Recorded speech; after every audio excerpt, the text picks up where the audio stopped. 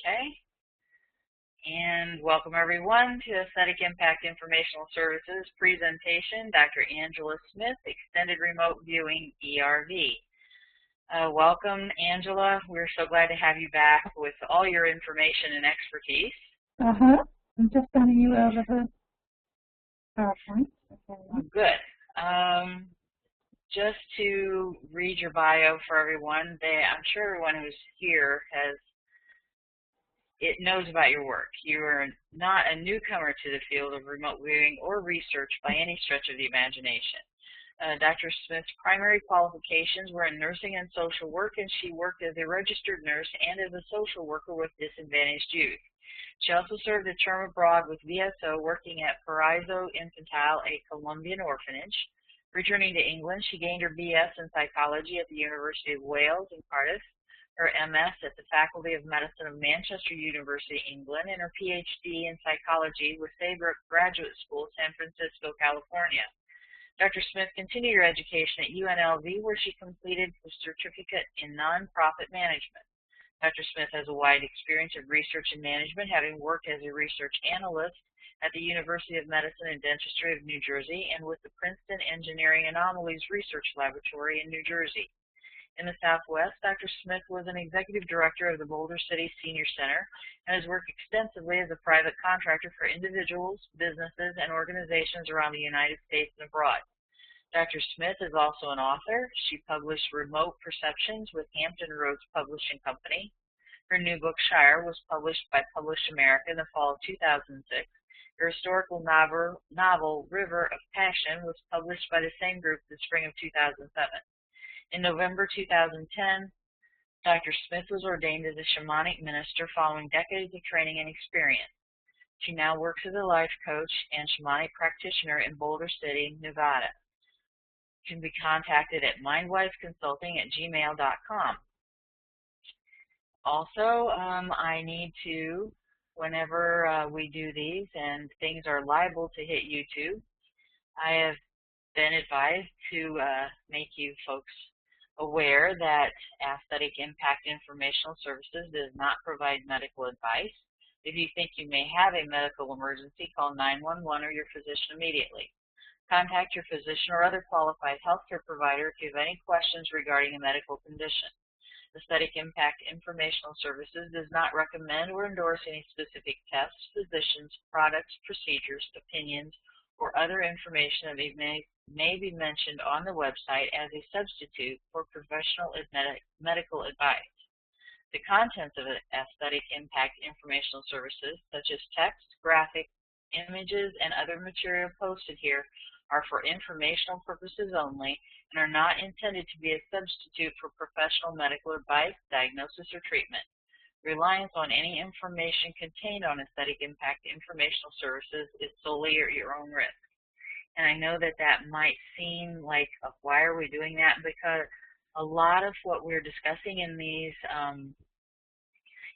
webinars are unexplored territory or territory that I took a course in that recommended it was an alternative medicine course. And there were many areas that needed research, and I thought, how cool is that? I would love to be involved in that, and then I couldn't find anything to participate in.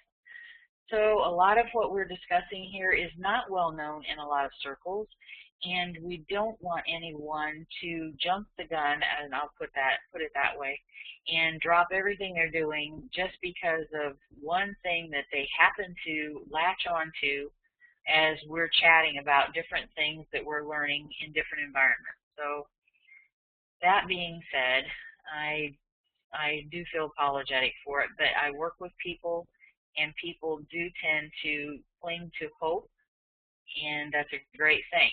That's why we're here, is to develop thought patterns in a positive way and learn from each other.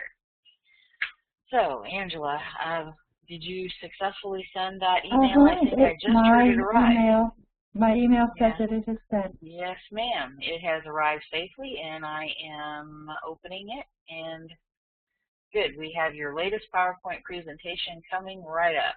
Oh. And I will It's downloading, and there we go.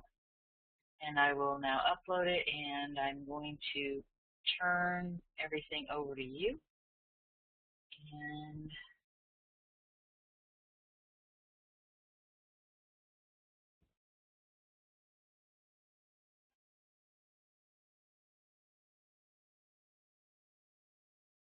the only thing is, it does have two places where it could have went. Revised AI ERV. That was your shortened one, wasn't it? That was the short form, yeah. All right. This is called New ERV. New ERV? Mm-hmm. It's probably in downloads. And it should have 43 slides.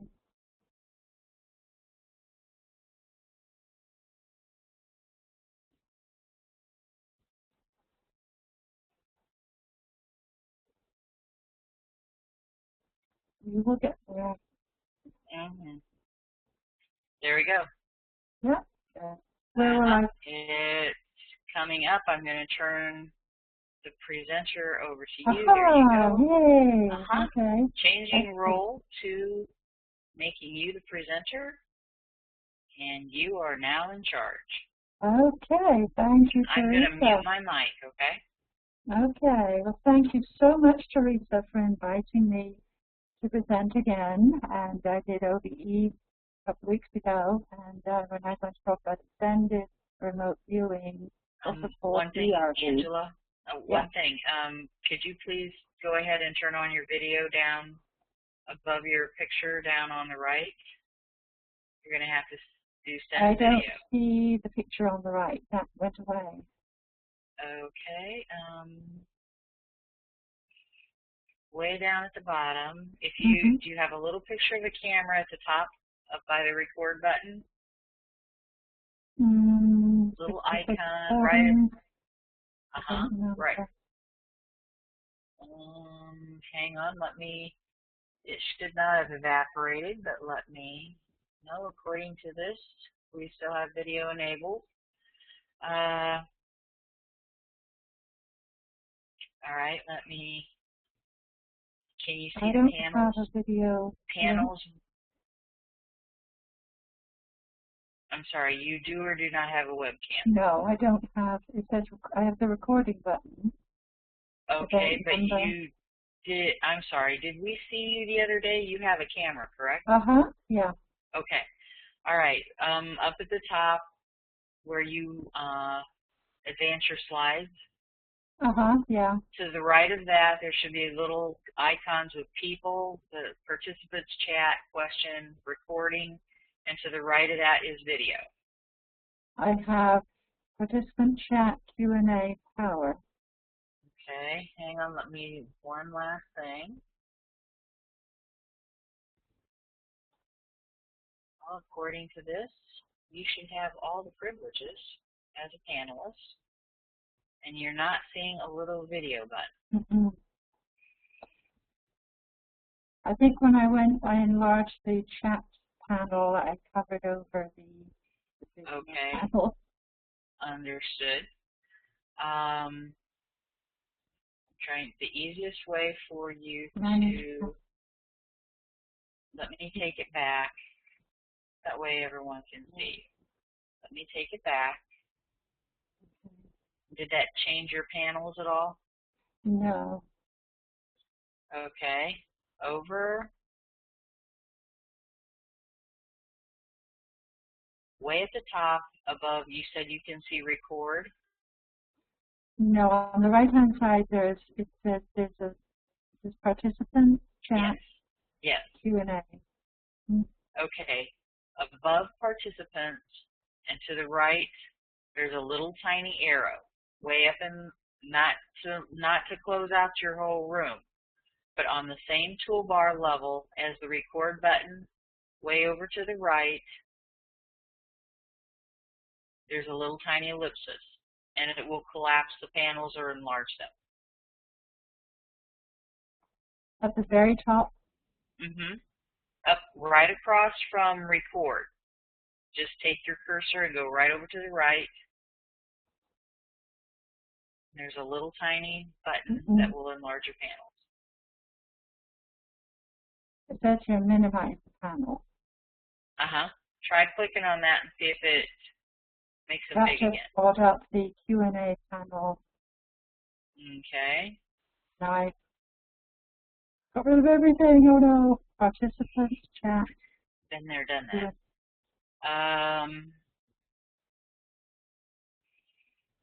Okay. Sorry about this. Now that's okay. Because if I click on the little video, it makes me go away. And I'm going to pull over this panel and see if it brings up anything else. I just have a... I think you might have killed us. Oh. But then again, maybe not. I'm still, there we are. Okay, we're down in the right. We're back. Yeah.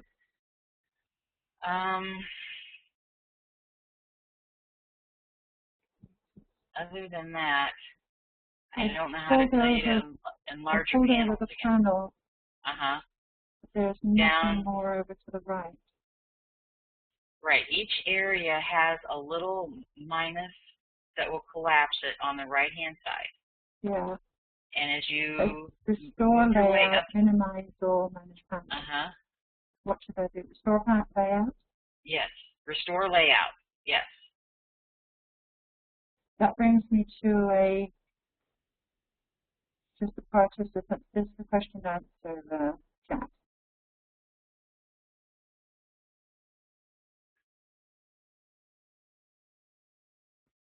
Okay, hang on. Let me go to manage panels so that helps.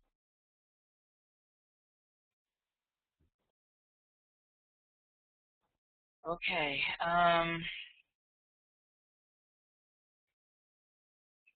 I've enabled everything I can on my end. And along the right side of the entire window, if you were to move the entire window, that's where there are little minus signs that will collapse the panels. I have one little minus sign that says minimize the panel. And if you click on that,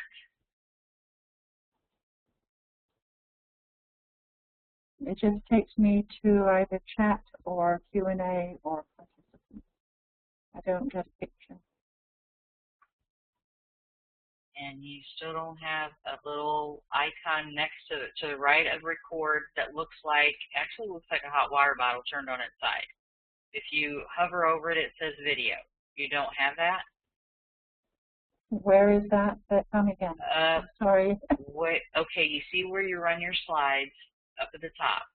To the right of that, there's an icon that says participants, little people picture.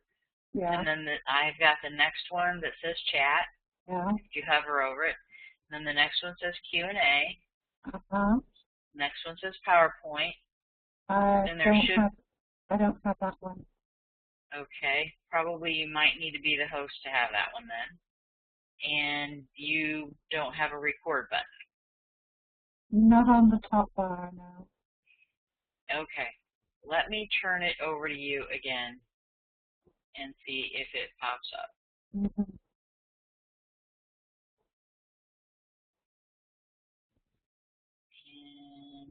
just making sure you have all panelist privileges. Okay. Let me turn it over to you again. I've got PowerPoint notes come up.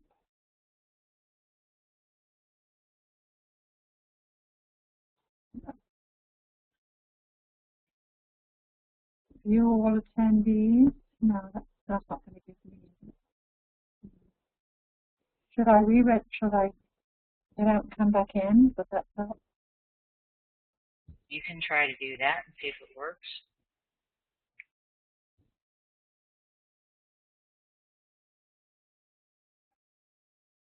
I'm just looking at the top and seeing if it says view.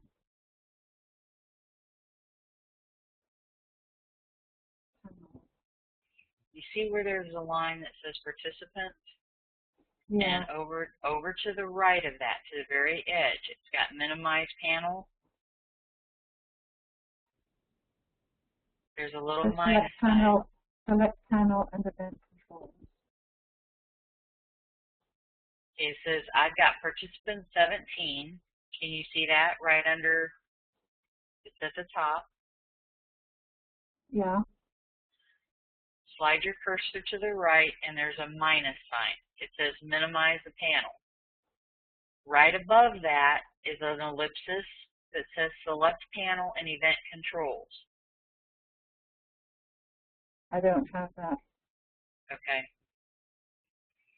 Oh, select panel and event controls. Yes, I have that. I want to click on that. Okay. Try restore layout if that one comes up. Okay, I've got a PowerPoint notes box at the bottom, Q&A, and chat.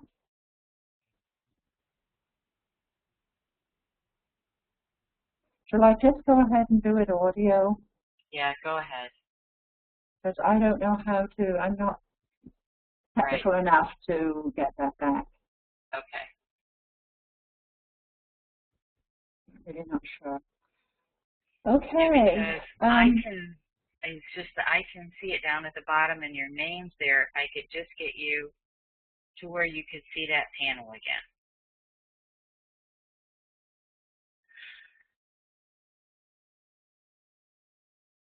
I've got at the top participants chat, Q&A, PowerPoint notes. And then there's a little selected the select panel and event controls. When I click that, it says restore layout, minimize all. Yeah, try restore layout. That's the button I've been trying to get you to. That comes back to where it says PowerPoint notes, Q&A, and chat. All right. Try minimize all.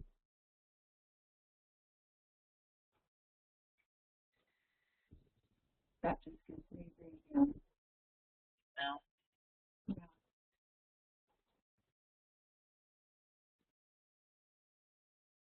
Let me, it says video here, let me add that. Okay. Okay. Video, okay. I think. Thank you. We do have somebody use the manage panels and check video. Have you got me? No, actually I keep turning it back on because it keeps getting, but I'm looking at it, it's on, and if I see me. You see you? Yeah. Well, that's good. Maybe you should just I don't see me. Now you don't see me, I see me. Yeah, I can see me in the box. Yeah. Good. Okay. Great. Don't touch anything. Go. Okay.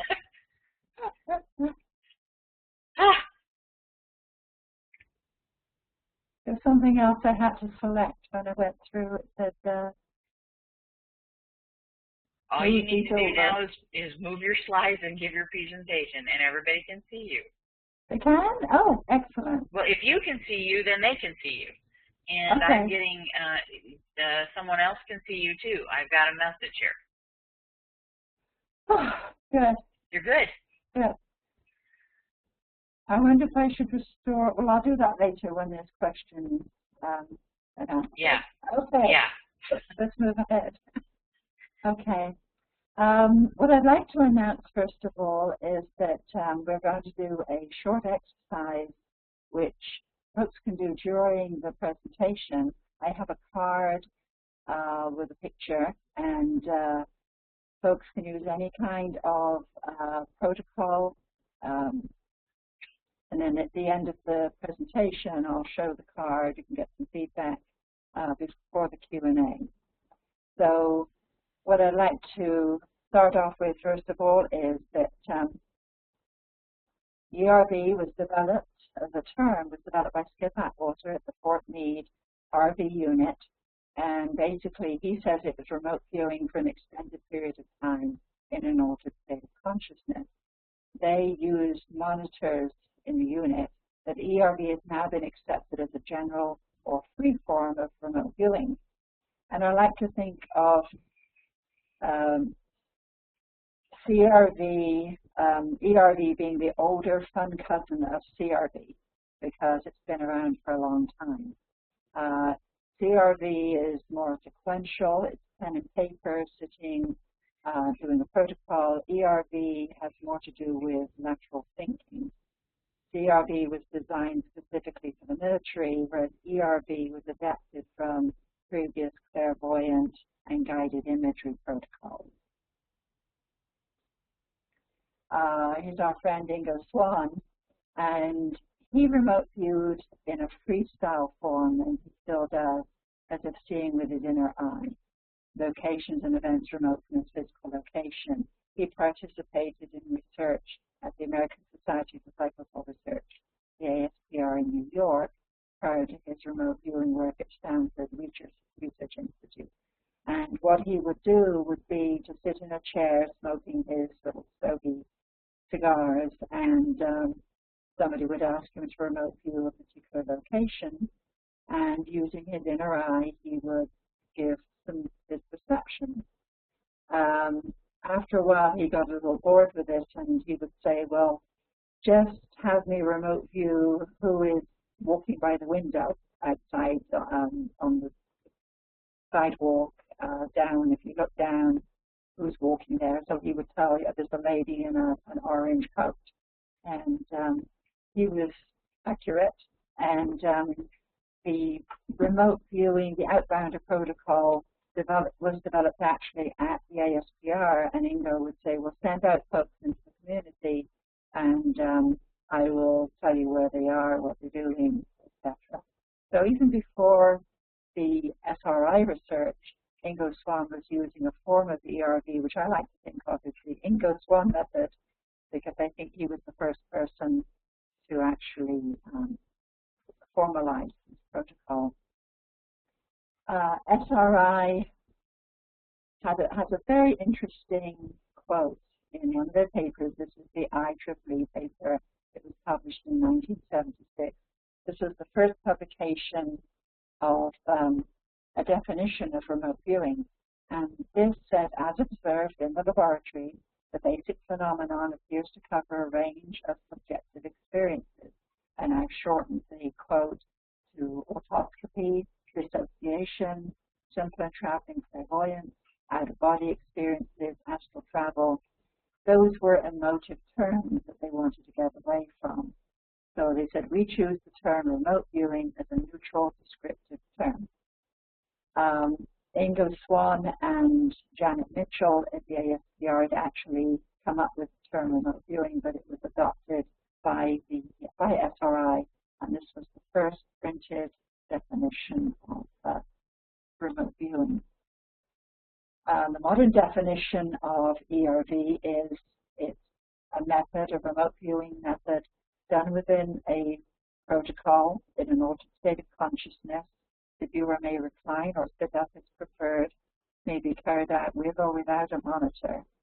Not as structured or sequential as ERV, the controlled remote viewing, which some people think of as the military method, which was the very sequential sitting down, pen and paper, and a very focused state. ERV does not require extensive or long-term training. It relies on an underlying intuitive sense and can be applied to some real-life projects, which we'll look at later. Ingo Swann didn't always rely on a monitor or guide. He did a lot of solo sessions. He sat in a chair, his eyes open, but in an altered state of consciousness, and he reported the perceptions that he perceived. The Fort Meade ERV protocol relied more on a procedure similar to guided imagery as far as I've heard, with the viewer reclined in a darkened room using a monitor or guide. The perceptions are recorded and written down. In ERV, you have the ability to move around in time and space, and the ability to transcend dimensions. So it has a very wide range of applications. So how is it done? Simple ERV can use hidden picture cards from a children's memory game. And it's very simple to use cards like the one shown here, where you slip the card in an envelope. You can write a coordinate on it, a case number, or just say to the person, tell me what's in the envelope, what's in the folder. And this individual, this was actually from a class, and the viewer said that it was sharp, like leather, creamy, like frosting, and note the shapes and descriptions, and note what would be AOL in the ERV protocol, that's analytical overlay, where the left brain kicks in with information and names and nouns before you've got enough information. But it can be included in the text in ERV. There are interesting reversals. You'll note the shape here, the banana shape, whereas the present is actually the other orientation, and note the allusions to food. So this is ERV. This is in its most simplest format. Another one, using e-cards to do ERV. These are cards from lateral thinking game. You can use anything, any simple picture card from a children's memory game. You can note that in this shape here, the telephone is disjointed. That happens a lot in ERV. When you're drawing perceptions, a little bit like Captain Sinclair and his wife when they were transmitting pictures back and forward to each other in historic times of mental radio. Sometimes the pictures are disjointed, but you can get very simple images on initial practice, and it's fun to do. So we have a picture similar to the ones I'm showing you, and I'm not going to tell you whether it's like these or not, but it's a similar format with a red border and a black and white picture. Another one, you'll note the paint pot and the brush. Another very simple, this was the first day of class, just giving the students things, target 3, target 2, and having them draw what they perceive. In freestyle, what I call freestyle ERV is, for example, a picture like the waves here would be put into a folder or an envelope, and the viewer would be asked to remote view using ERV, using an altered state of consciousness. They can either sit with their eyes closed or eyes open. They can recline if they want, but the goal is to draw or write what it is that you perceive. This viewer, as you can see, drew some lovely waves in different orientation to the way it was presented in the envelope. And they also put in a lighthouse, which may have been there in the original scene, but we can't see from the feedback picture. So you can have reversals and additions in ERV just as you can in control room experience. You get something called cognitrons, which is an Ingo Swann term. Basically, a cognitron for a tiger would be yellow spots, stripes, fangs, ears, grass, claws, ears. These are associations around a thing. And you can see this is not on the left, you've got 3 cheetahs. But what the viewer perceived was a cat with stripes in grass. And so you're getting a cognitron of theme rather than the real thing. This is a good kickoff point if you were doing practice for ERV. You're going to get displacement as well. In a target pool, you have a lot of different pictures, and you'll pull out a picture, and this was done in a class. Each person had their own picture, and this person wrote that it was sweet, juicy, mouth-watering, strawberry red texture and smell, cold, smooth, texture wet, leaf green, soft as a starch, edible, ceramic glass and blazing. And you go, wow, that must be a hit. But that wasn't the picture that the student had. This was her next picture that she had when other pictures were given out. So it was a displacement in time. They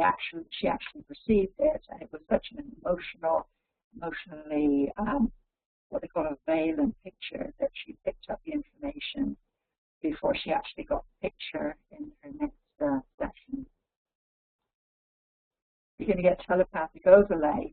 You would think, again, this was a hit, but this was actually her neighbor's picture. This was in a large class where people were sat round, given an envelope, asked to draw what they perceived was in the envelope.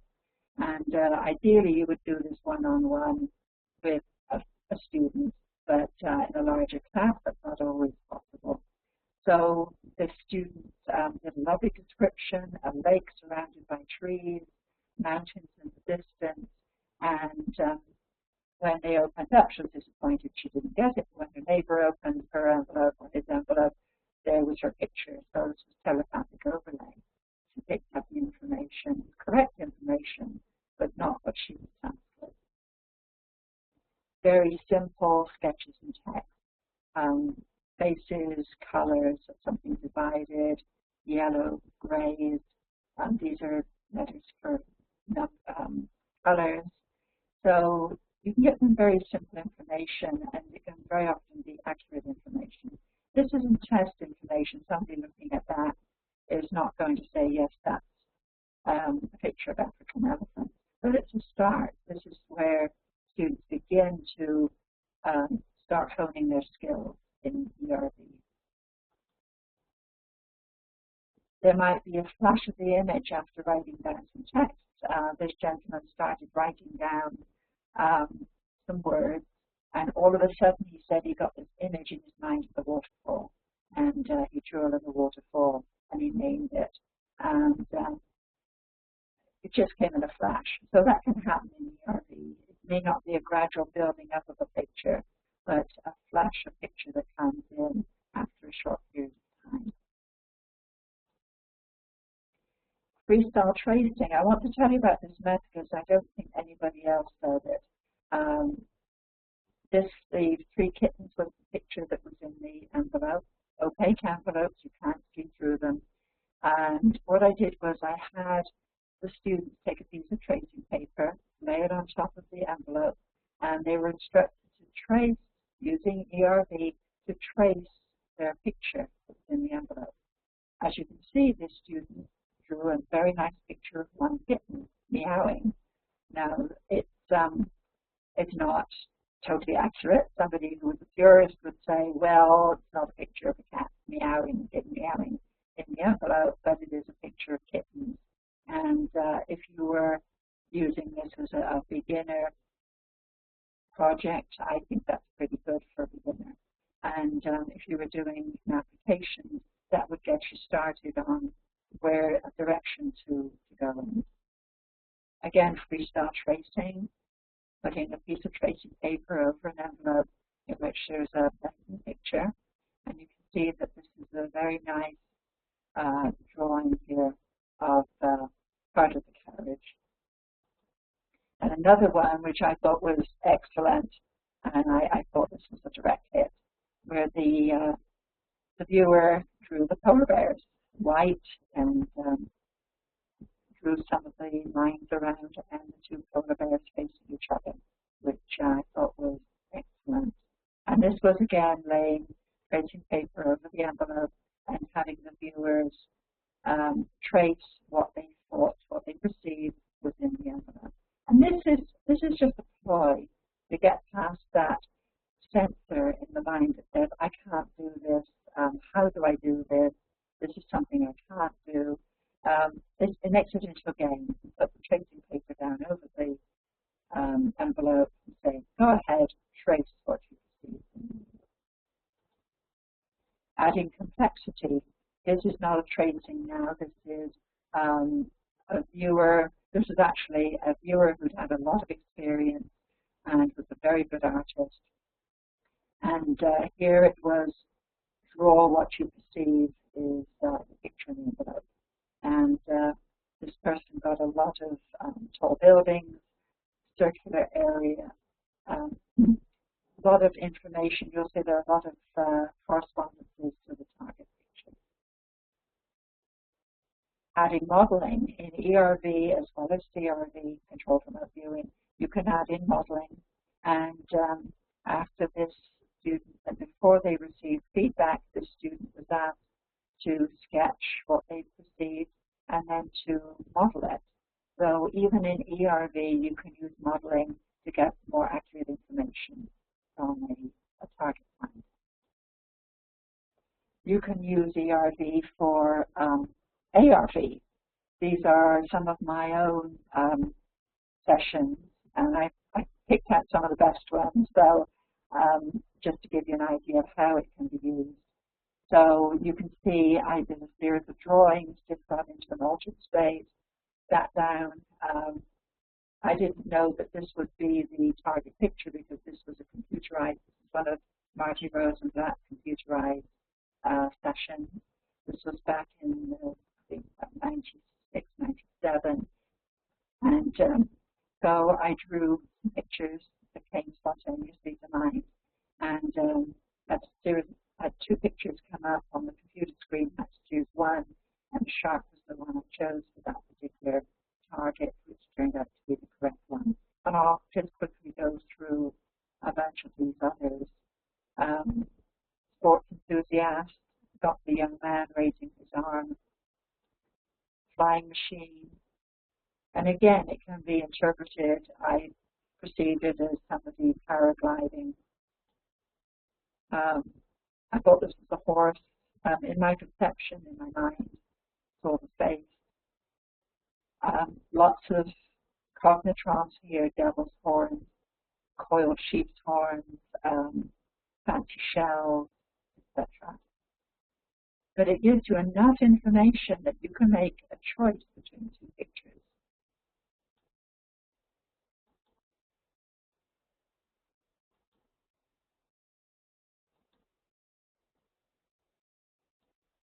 Okay, so you can see you can use ERV very easily for ARV projects, as well as using controlled remote viewing stage 1. And in fact, I prefer to use ERV when possible. ERV applications, what can you use this for? You can shut your eyes, you can get some perceptions, you can write them down, you can draw some pictures. What can you use this for? I gave a talk a few years ago at one of the ERV conferences on the St. Exupéry plane crash. This was the author of The Little Prince, who crashed his plane at the end of World War II off the coast of France. And they weren't able to find his plane. Remote viewers were tasked. This was in 1991, I believe. What was perceived was a pilot ditched his aircraft in the sea off a coastal area near a river estuary, large town nearby, high cliffs and a lighthouse in the proximity of the wreckage site. And when the wreckage of the plane was located a few years later, many of these perceptions were found to be correct. This was a project done for another remote viewing group. Quite a few, I think, including Lynn, participated in this project. When I received the feedback, there were about 9 viewers, and there was such a concordance between the viewers' perceptions that it was amazing. I used the ERV for my task because that time I hadn't been trained in ERV. And what happened was when I perceived the plane and the pilot, there was a PK type event. There was a noise and movement in the room. There was a fan swinging. Something fell off the desk. So there was a lot of energy involved in this ERV tasking. This was another ERV application that I did along with some other viewers. I used the ERV, extended remote viewing. And what I did was I used the numbers in the squares as coordinates. By this time, I was aware of PRV. I don't think I'd done PRV training at this point, but I knew about coordinates and coordinate remote viewing.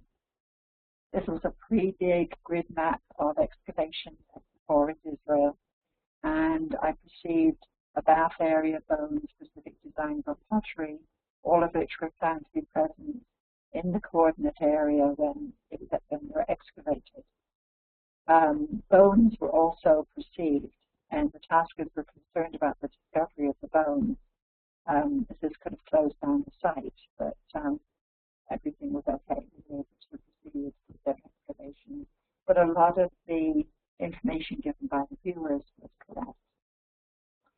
This was another case that I was tasked in, the Unabomber case, and this was around 1994, gave a physical description of his coloring, age, stature, behavior and activities, psychological information and IQ, with a theory and description of his cabin.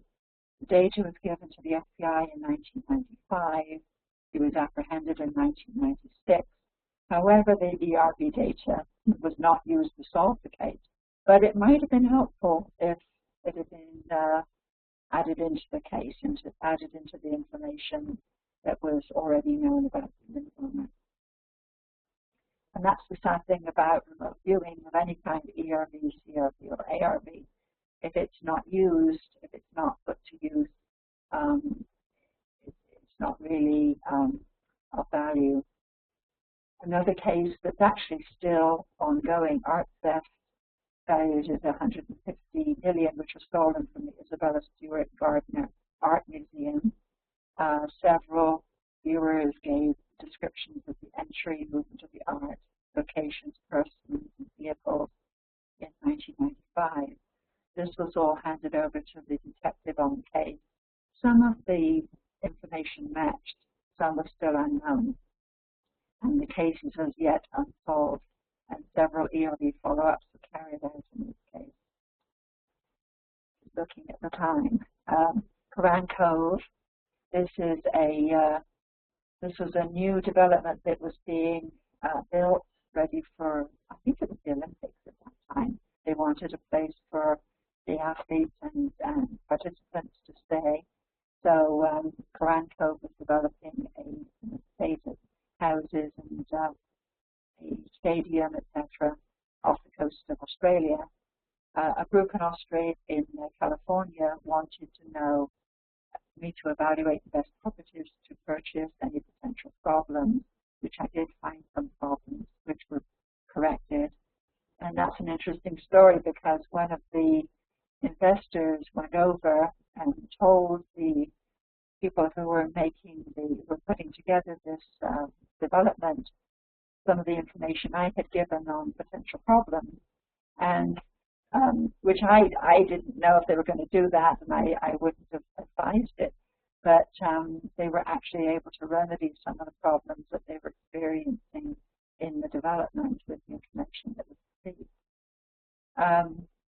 These investors wanted an evaluation of the growth of their investment 1, 5, 10, 15 years. The clients were very satisfied with the data. They all bought properties, and several clients have since sold their properties and are very happy with the business transaction. ERV applications. What else can you do with ERV? You can use it in an imaginative way. When I was writing River of Passion, I based it on actual known history of the area, and then I put my mind back to that particular era for that particular chapter and perceived the story.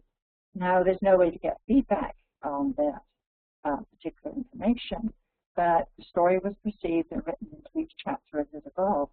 One of the interesting things was in the area I was writing about, there's actually a sacred cave and a sacred holy spring, and I had never seen it even though I grew up in that area.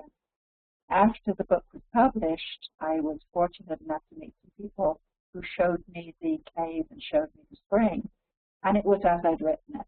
So I had some really good feedback on the spring and the cave. So it was nice to have some feedback, and very moving to see the cave. Think of compass. Yeah. So historical enigmas such as the origins and uses of the Buckle Rock Cave. This is actually the cave and the spring in the village where I grew up that I didn't see until after I'd written the book. You can investigate historical enigmas in the ERV. People, events, locations can be perceived in the information accessed using ERV. The origins and uses of historical artifacts can be investigated. Objects can be held in a form of psychometry. an ERV carried out in an altered state. You can see some folks here, including my cat, who is no longer with me, sitting and watching. And people are in a very calm, inwardly focused state, holding historical objects and perceiving where they came from, what they were used for, the location.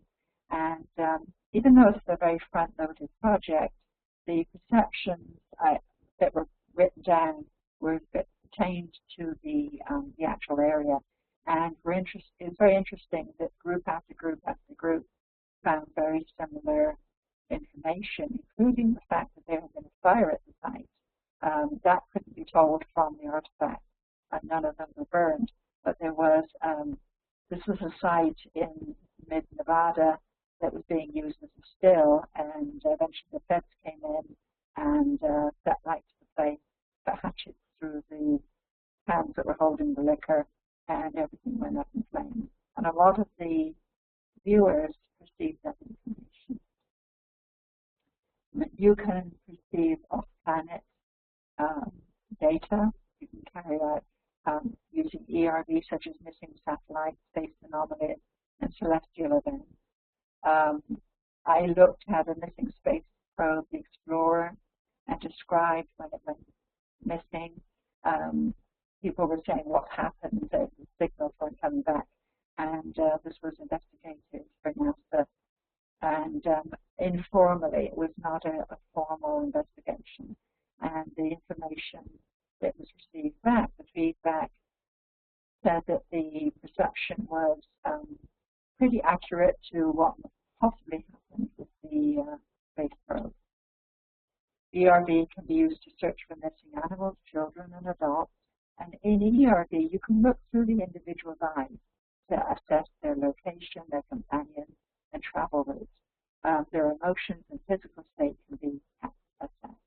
Now, there's a lot of controversy about looking through someone else's eyes, and I made rules for myself that if it was a criminal case, a missing child, missing adult, or terrorist situation, I could use ERV to look through someone else's eyes and to assess information. And otherwise, you need to get information, you need to get permission, you need to be very careful. It's not so much the information you perceive as how it's used and who uses the information. So some ERV considerations and conclusions. Bilocation. In ERV, in CRV, there's a, in particularly in Lynn's interpretation of CRV, what he, terminology, he calls it perfect site integration or bilocation. This is where consciousness is split between the perceptions of two locations, local and non-local. In CRV, bilocation is generally discouraged as the reporting of perceptions, the objectification may be destructive. In ERV, bilocation is common and very productive. It's considered difficult to carry out ERV as a solo practitioner due to memory and reporting problems, but individuals with good memory retention and reporting skills can become proficient and solo practitioners of ERV. ERV gives a wider and freer range of perceptions. CRV gives more ordered and structured perceptions, in my humble opinion. Minimal front loading is more common in ERV tasking, and ERV and CRV can be combined under some circumstances in stages 4 or phases 4 and 6 of CRV. Some viewers work CRV blind to begin, then proceed to ERV. So if I'm given a project that is totally blind, it's just a coordinate, I will start off with CRV, and then when I get some feedback, proceed to ERV to do further sessions on the target. ERV was around before CRV. Like I said, it's CRV's older fun cousin, and the CRV seems to have been overlooked as a valid method of remote viewing. Many people call what they do ERV. For example, remote viewers may read the tarot and runes, but tarot and runes by themselves are not remote viewing. they can be incorporated into ERV. ERV perceptions need to be either dictated into a tape recorder to a monitor taking notes or documented immediately following the session. And viewers can be trained in both ERV and CRV protocols. And I started off using ERV naturally and became trained in CRV, and I like to use both methods. That's my contact information, and I'm going to hand this back over to Teresa in a moment. I hope some of you have done the ERV practice target. I'm going to show you the picture, and excuse me, and you can take a look at it, and if you can see it, hold up the camera. It's a key with an interesting heart-shaped handle to it, and a long shaft, and then an elaborate square at the bottom, which is the part that goes in the lock. So this is a key. If you've got anything related to a key, heart shape, square shape, then that's some interesting beginning data. So I'm going to hand back over to Teresa, and we may take a break, and then there will be some time for questions. I'm here, Angela, and thank you. It came through. I think the wind is maybe having just a little bit of an effect on the streaming. Maybe it's only my receivers. It was a little bit, not like you were underwater, but not as clear as the other day. But anyway, we got it all. Could you possibly, could we hold that picture right up in front of your webcam so we could see it a little more clearly? Oh, that, okay, a little bit. There we go. There we go. Perfect. All right, now we can see it. Good. Excellent. Thank you.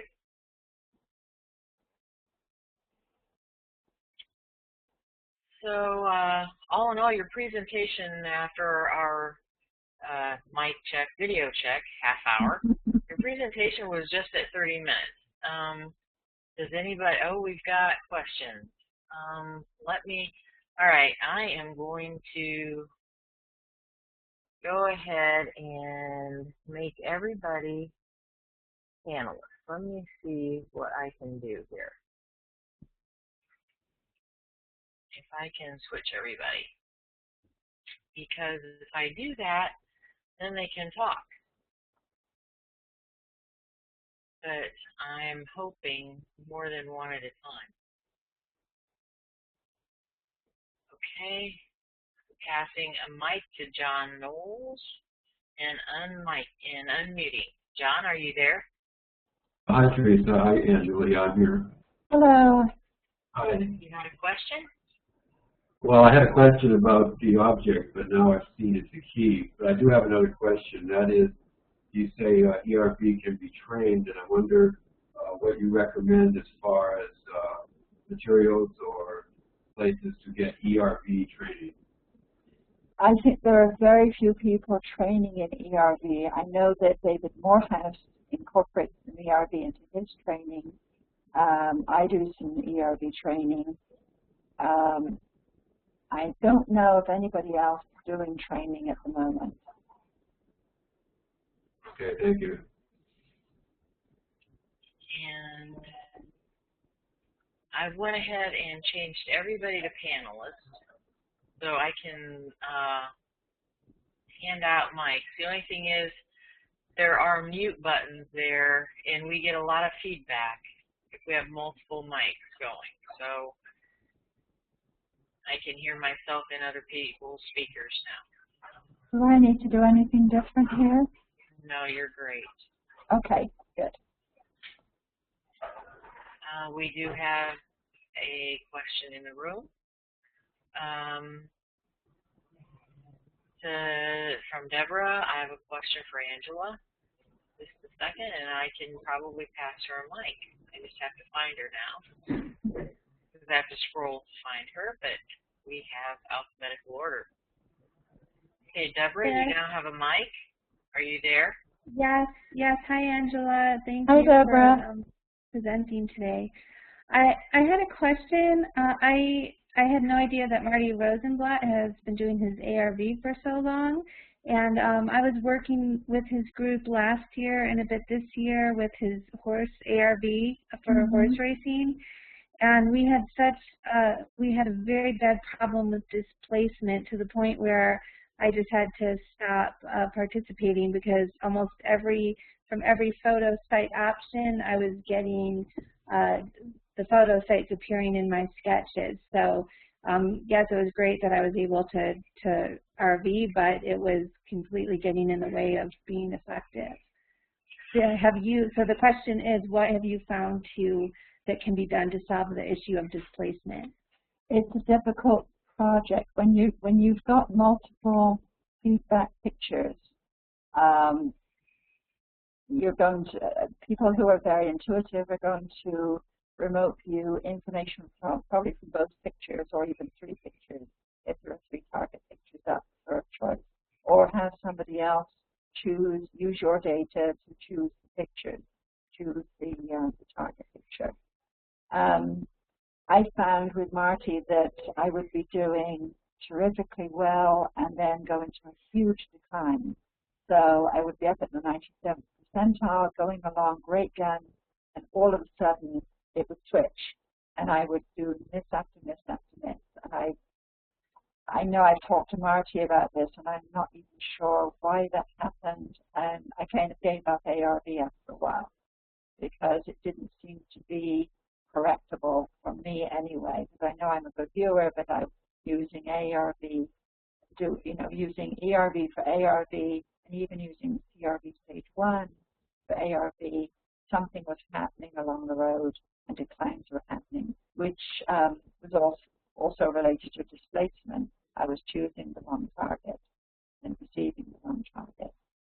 So I think it's a matter perhaps of maybe having somebody else use your data and make a choice of between the two pictures.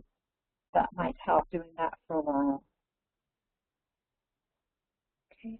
Yeah, I was reading Courtney Brown's latest book, and he mentions this, that a lot of the RV research over the last decade has used the system where someone will go in and do a viewing, and then an independent rater or judge will come in and take the sketch and judge it from maybe 3 to 5 other sketches to see which one it matches. And he's suggesting that the same thing can happen with displacement, that therefore has very possibly really canceled out the research, or the research has underestimated how well the viewers have done because of this problem. Yeah, it is a difficult problem. It's been a long-term problem. It's in not just in remote viewing, but in cyber search generally, displacement and target pool effect, where if you have a group of pictures in the target pool, the viewer or the person receiving the information can pick up information on another picture in the target pool rather than the one that they're tasked with. So this happens with picture targets and location targets. When you're getting into practical applications, displacement doesn't seem to be such a problem. Okay, thank you.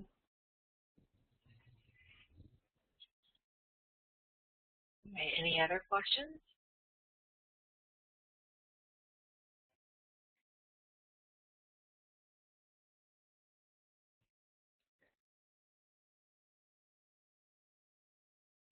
I'm not getting any more texting in as well.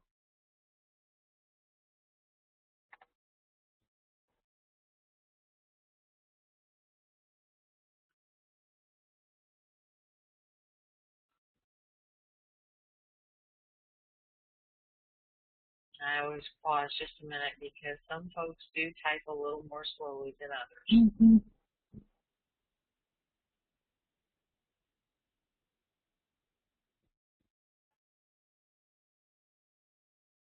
Angela, in the meantime, just a moment or two, thank you for all those additional topics you've given us to share information.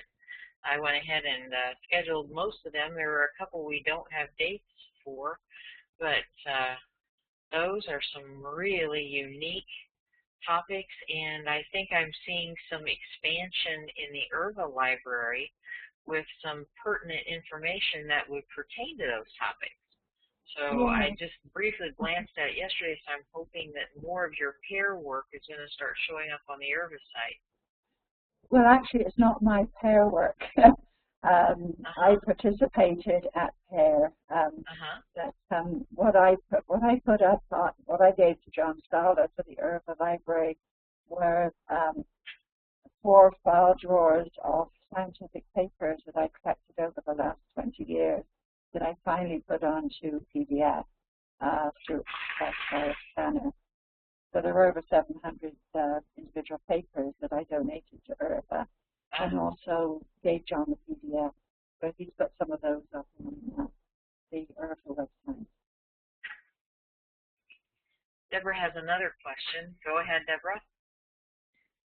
Well, I wasn't sure how long this presentation was going to last, but I was wondering for some people who've never done extended remote viewing, if you can offer a technique or explain how exactly it's done. I can tell you how I do it, which is I will sit quietly in a chair or even in front of my computer and close my eyes. I try and relax my body as much as possible so that you forget about the body, doesn't interfere. Then I try and still my mind as if I was doing meditation. Use a little visual imagery to keep the mind active. So you have to have the body relaxed but the mind active. Do a little visual imagery just to keep it active. And when I'm ready, when I'm feeling a little dissociated, a little bit unfocused, then I will say to myself, go to the target, and I will either name the target or coordinate, and open my eyes and start drawing or sketching what I perceive. And I like to do this in short bursts. If I'm doing a case, for example, some of us looked at the Haiti earthquake, the Hotel Montana, that was, the carpet was actually pancaked, and 2 people were missing, 2 gentlemen were missing that the family were looking for. So in that case, I will use a form of OBE in the ERV state and go to the site and wander around, see what I can perceive and report back. In that case, it's a form of bilocation and being there. So there's several degrees of ERV. One is just sitting, perceiving, writing down, drawing. Another one is actually going to the site and moving around and perceiving events and people and locations. Thank you. And I was wondering too, if you said for a long time you had just done extended, and then it sounds like later on you got more training in controlled remote viewing. Do you find now, after having done both, that you use one over the other more, or do you use a combination? It depends. I'm certainly a better viewer for having done controlled remote viewing training. Before, I could do ERV pretty well, what's now called ERV. What CRV did for me was to give me an organizer, and I love organizers, so it's a place for all of your perceptions. And I try and remember this when I'm doing ERV, and to cue myself to remember certain things. It depends on the project. As I said before, if I get a project that just has a coordinate and no upfront, no front loading, I will start off with CRV. Get some preliminary information, get some feedback. And I did this with a murder case that I did for a local couple back in 2006, I think it was. A DJ in California had gone missing. So I was just giving the coordinates, got a lot of information, gave that to the couple. They gave me some minimal feedback. I then went to some ERV on it got some more information. I did 3 or 4 different sessions using ERV, to the point where they were in California and were watching TV, saw that a body had been dredged up, and without knowing too much information about that body, just from the information I had given and other people, other remote viewers had given to this couple, they knew that was their colleague that had been dredged up. So they were able to go and persuade the coroner's office to give them information that it was indeed their colleague. So it's a combination. I like to use ERV if it's just, if I have some front loading, I will go very much into ERV. If I have no front loading, I'll start off with ERV. Thank you.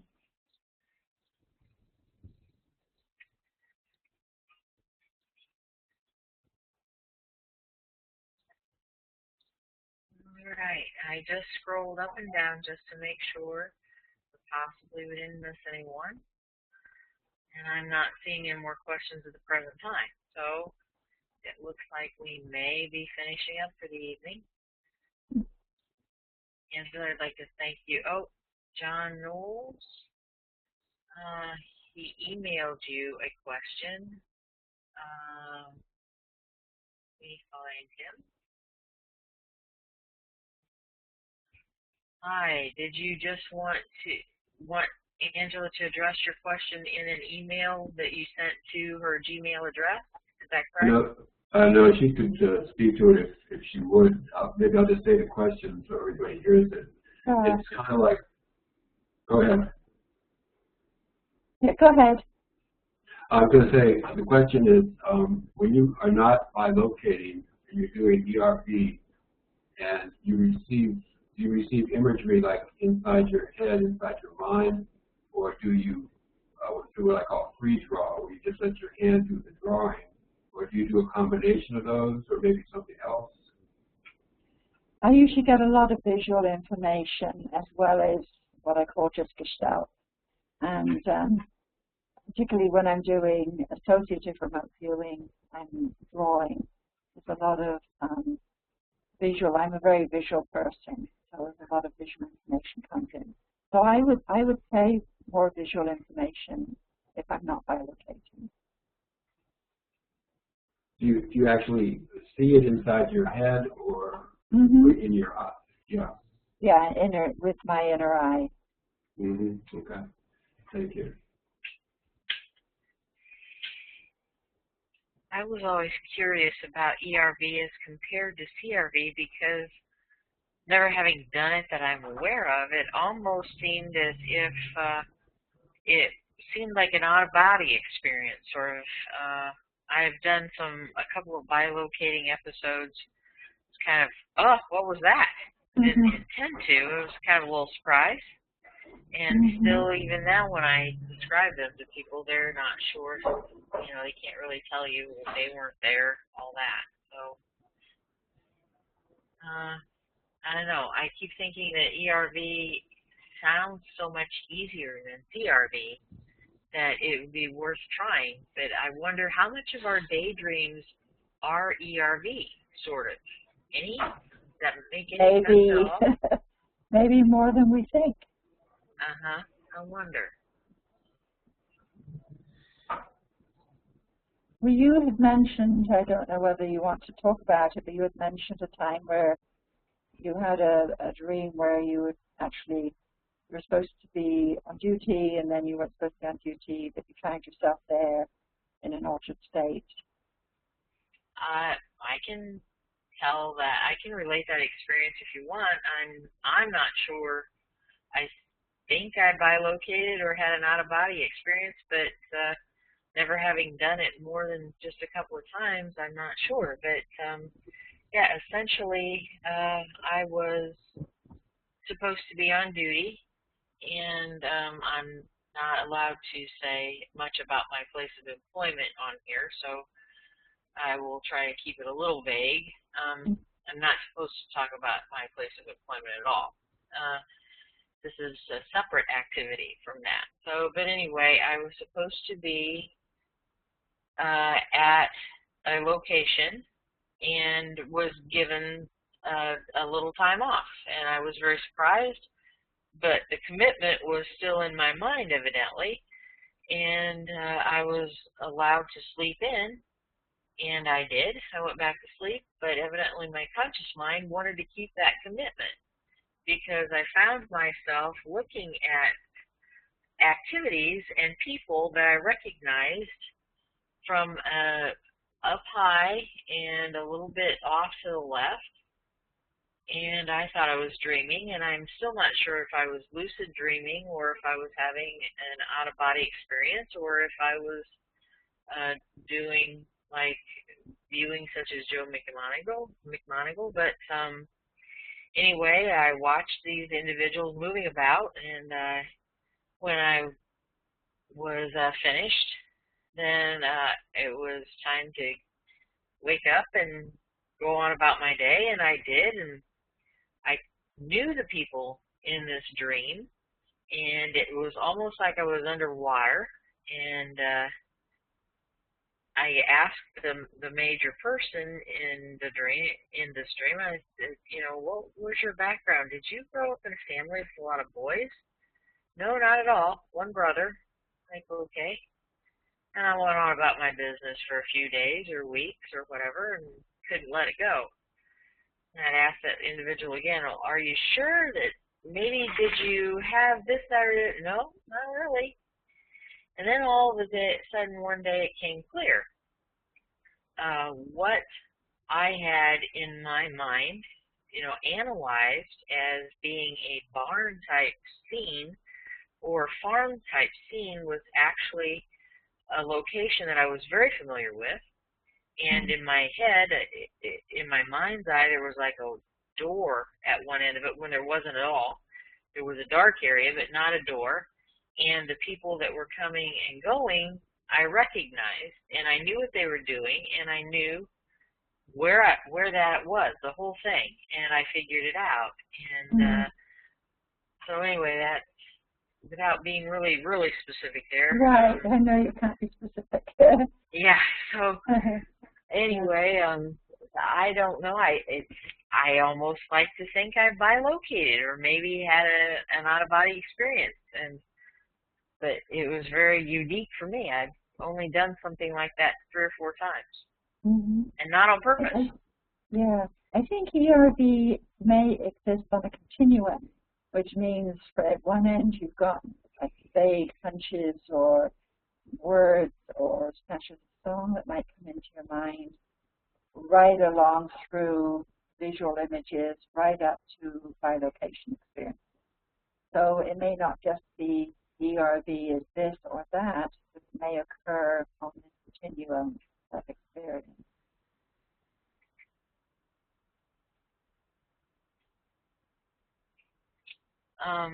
Then there was one other experience. I don't know, maybe these are very common for other people, but one was, and it's actually documented on my website, that when I was driving and I was behind a truck, and all of a sudden it was like I was having a conversation with a friend, and we were talking about, you know, don't get too close to the truck because if it has rocks on, you know, they bounce off and come through your windshield and kill you. And eventually the next day, completely by accident, we were having bad weather, and I checked online for the weather because I think I'd left the windows open here, and along the sidebar there was a truck hauling an extremely large rock on I-75, and the rock fell off and blocked traffic at 3 in the morning. That was the next day. And so I've always wondered about that, because that was a daydream sort of.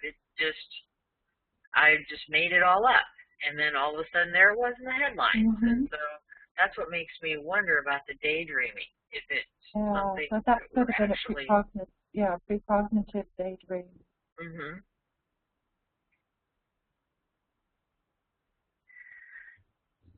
We have another question here. Is idiomotor effect less common in ERV? I'm not sure what idiomotor refers to. Graham, can you define for us, what is idiomotor to you? What is idiomotor effect? Like automatic drawing or stuff like that? Yeah, I haven't used automatic drawing or automatic writing very much. I just write or sketch what I perceive in my mind, and then compare it to, either give it to whoever's tasking the project or compare it to a target, practice target. So I really have not done, I'm sure there's some people that can sit and just put their pen on the paper, a bit like doing an ideogram, and get information. So I haven't done much of that. And then we have a question that Linda doesn't have a mic, so she texted in, any advice on making your ERV session last longer rather than short bursts of information? I'm looking for more control. In my opinion, they usually only last about 20-25 minutes, and then whatever altered state seems to lift or change. The longest I've done is about an hour. The average CRV session usually lasts an hour anyway. So if you're doing 20 minutes, 25 minutes, you're doing fine.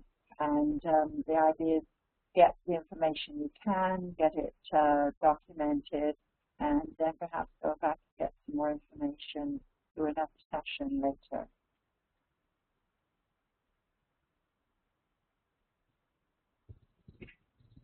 Well, thanks for putting your questions in.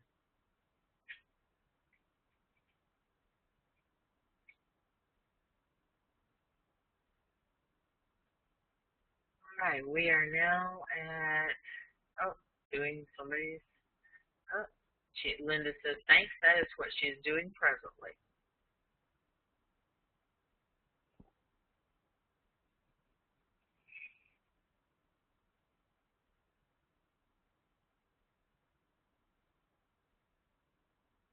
Was that a question or just an observation? No, that was Linda saying thank you.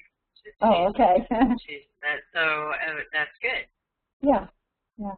And the information does come in short bursts unless you're bilocating, when it's more real time, when you can go around the site and get real time information. Lynn will talk about in CRV, sometimes it's like says you'll get a packet, it'll just dump all this information on you so fast. You can't even write, and sometimes you sit there and do a little spasm. But I can't imagine in ERV you're already not writing at the same time you're recording. So I'm sorry, maybe it didn't gel in my head.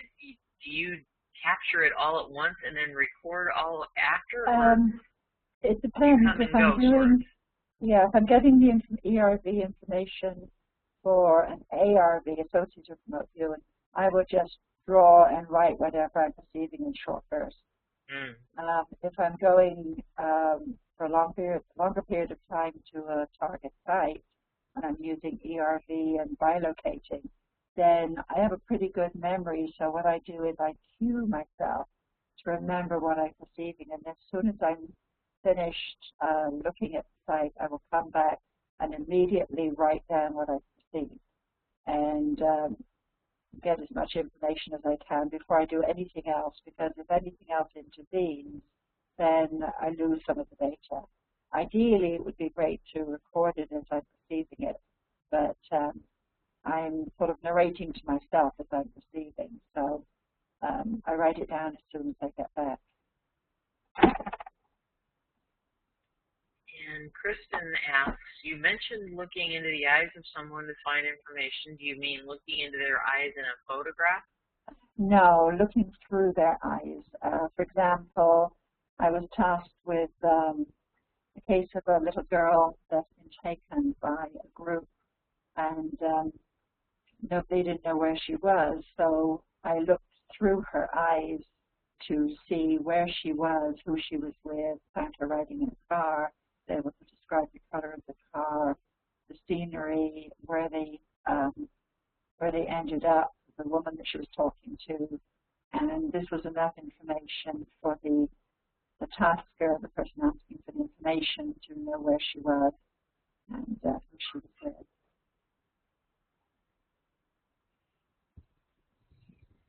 And then another question. Oh, I'm sorry, go ahead. I was just going to say, I have done them where I've looked at the picture too, and used the picture as a coordinate. And Graham is asking if you ever draw something you saw in an ERV session which is totally different from the target, yet drawing still fits well. Right, yeah. I mean, I'm not 100%. If anybody tells you they're 100% with remote viewing, that's not true. I've drawn things that were just not there. And because, as in AOL, you know, your left brain kicks in and says, okay, I know what this is. And,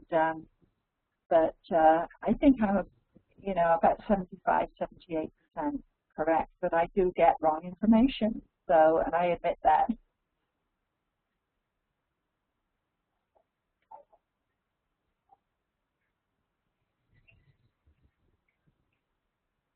Right. Well, every time I think we're almost finished, I get more questions. So you can see where radio announcers have to have an entire list of stuff ready just to chat about. Good grief.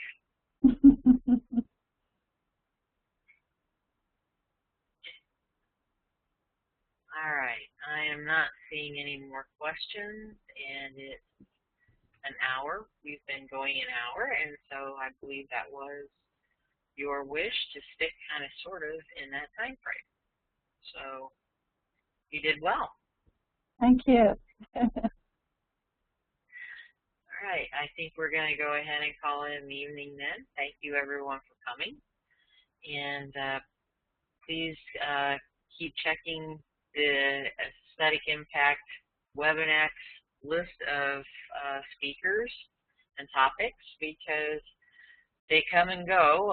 People who think they're going to be available email me back, and then something has come up, and luckily we haven't had any huge issues other than when I switched WebEx accounts and had to kind of put everything on hold for about a week.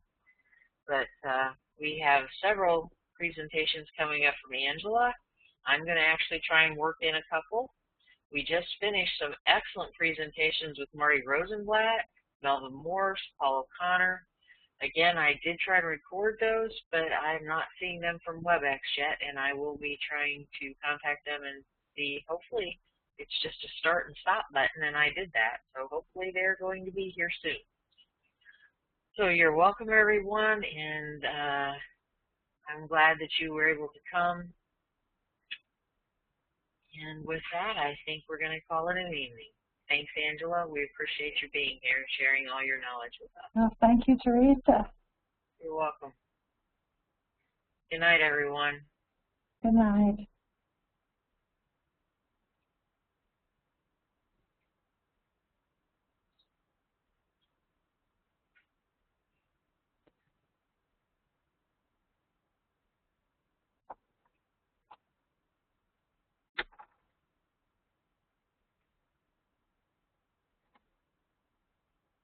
Thanks, Teresa.